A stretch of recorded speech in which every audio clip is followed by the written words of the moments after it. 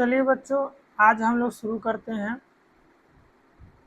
अपना 9th का syllabus. आज हम लोग डिस्कस करने वाले हैं कि 9th क्लास के सब्जेक्ट साइंस को लेके आज हम लोग चलना है। साइंस हमारा आज डिस्कशन का टॉपिक रहेगा कि साइंस सब्जेक्ट में 9th क्लास में हम लोग अभी से ही क्लासिफिकेशन वाइज पढ़ लेते हैं कि साइंस का मेनली 3 सब डिवीज़न या इसको बांटा गया है। पहला है हमारा फिजिक्स, दूसरा है हमारा केमिस्ट्री, बच्चे इसको बहुत अच्छे से जानते होंगे, और तीसरा है हमारा बायोलॉजी।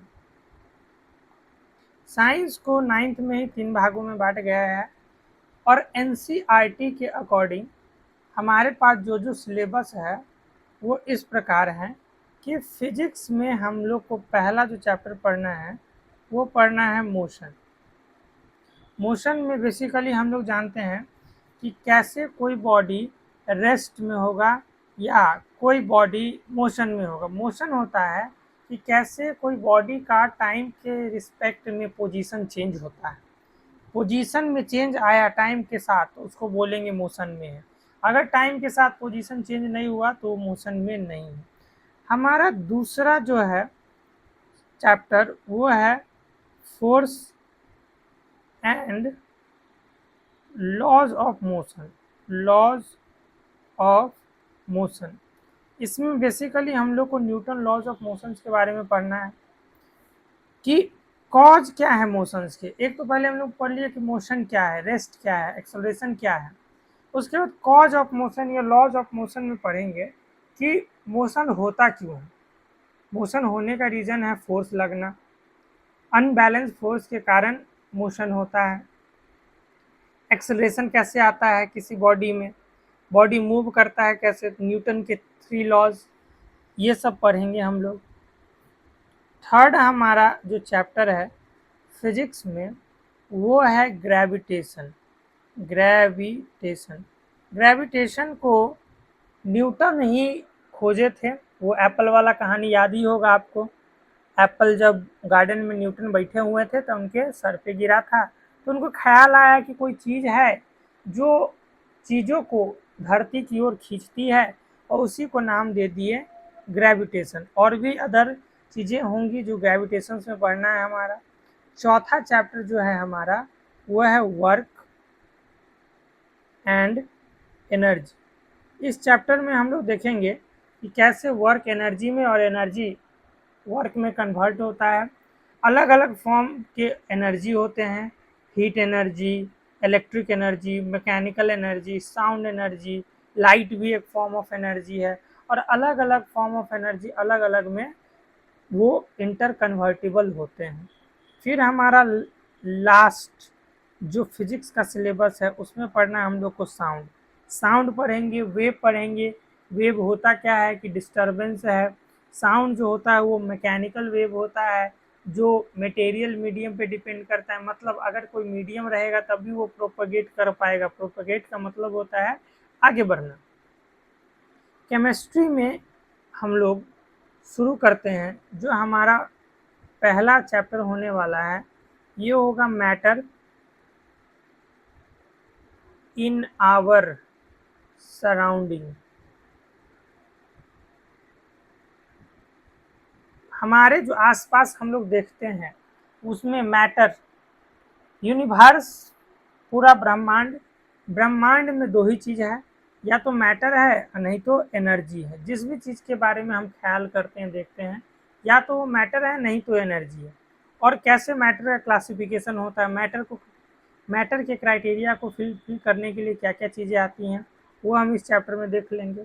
फिर आती है बात is matter around us pure. मतलब इसमें हम लोग पढ़ेंगे कि जो मैटर के बारे में हम लोग जो पढ़ते हैं या देखते हैं वो मैटर सारे प्योर है, इम्प्योर है, मिक्सचर है, सॉल्यूशन है, सस्पेंस है, कोलॉइड्स हैं, डिफरेंट फॉर्म में कैसे नेचर में वो एग्जिस्ट करता है। तीसरा है हमारा most important atoms and molecules. Atom and molecules. Molecules, ये बहुत इंपॉर्टेंट चैप्टर है केमिस्ट्री के व्यू से।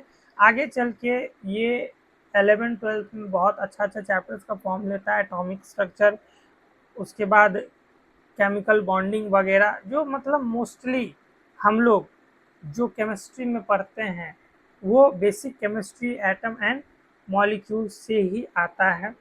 इसके बाद इसमें इतना ही हमारे सिलेबस में है अभी तक।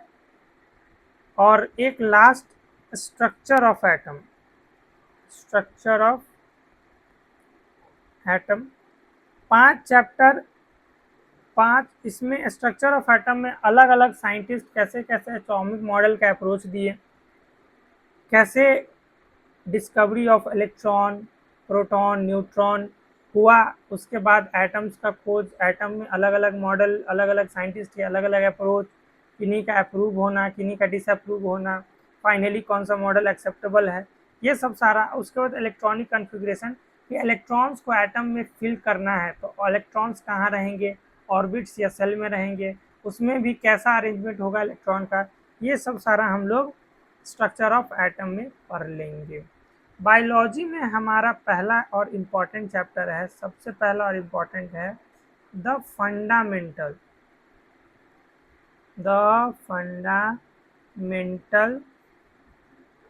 Unit of life, the fundamental unit of life. इसमें सेल के बारे में पढ़ेंगे कि कितने तरह के सेल होते हैं, डिफरेंट टाइप के, एनिमल में cell, plant cell, prokaryotic cell, eukaryotic cell. Prokaryotic cell पहले आया, यूकैरियोटिक सेल एडवांस बाद में आया, कुछ फीचर नए आए, उसके बाद धीरे धीरे फिर एनिमल में कैसे सेल होते हैं, प्लांट में कैसे डिफर करता है, फंजाई में कैसे सेल होते हैं, ये सब के बारे में, डिस्कवरी ऑफ सेल के बारे में पढ़ेंगे हम लोग। इसके अलावा दूसरा जो हमारा चैप्टर है उसका नाम है टिश्यू। टिश्यू जो है वो सेल का ग्रुपिंग होता है। टिश्यू का डेफिनेशन ही है कि group of cell that perform together and having common origin. दो चीज, perform together and having common origin, ये इंपॉर्टेंट है। अगर ओरिजिन कॉमन नहीं होगा तो वो टिश्यू में इन्वॉल्व नहीं हो सकता है।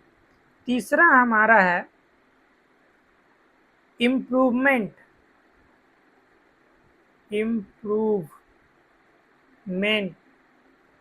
इन फूड रिसोर्सेस। डिफरेंट तरह के फूड सप्लीमेंट्स क्या क्या उसमें पाए जाते हैं, कौन से विटामिन, क्या क्या डिफिशियंसी, कैसे हाइब्रिड प्लांट लाया गया, उनमें क्या क्या नए नए चीज़ आए, विटामिन ए रिच राइस लाया गया, इन सब के बारे में इसमें पढ़ना होता है। तो ये है आपका ओवरऑल क्लास 9th का सिलेबस, जिसमें हमारा सब्जेक्ट साइंस कवर हुआ, जिसमें कि मेन 3 लोग फिजिक्स, केमिस्ट्री और बायोलॉजी पढ़ना होता है।